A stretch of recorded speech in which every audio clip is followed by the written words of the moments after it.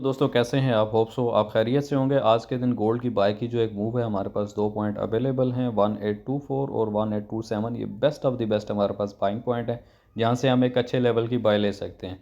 Then अगर इसी level को लोअर ट्रेंड लाइन के ऊपर देखा जाता है तो इस टाइम पे लोअर ट्रेंड लाइन कुछ इस तरह से बिहेव कर रही है। अगर मार्केट इस ट्रेंड लाइन से अप साइड पे क्लोजिंग लेती है तो हमारा फर्स्ट जो टारगेट रहने वाला है 1839, देन 1845 मैक्सिमम हम इस टारगेट को बुक करेंगे। मज़ीद आज के दिन के अगर पॉइंट की बात करते हैं तो ऑलरेडी मैं सिग्नल दे चुका था, पॉइंट दे चुका हूँ। उसके ऊपर कुछ जो रिजल्ट्स हैं प्रीवियस कल के दिन के वो भी बता दिए हैं।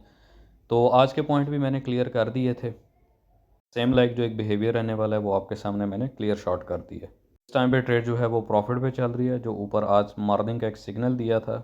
मज़ीद डिटेल और लर्निंग के लिए आप मेरे यूट्यूब चैनल पे चले जाएँ, वहाँ पे आपको तमाम तर जो एनालिसिस है वो आपको अवेलेबल हो जाएंगे। आज की ट्रेड के पॉइंट ऑलरेडी रनिंग पे हैं और आउटपुट जो है वो ऑलरेडी शो ऑफ कर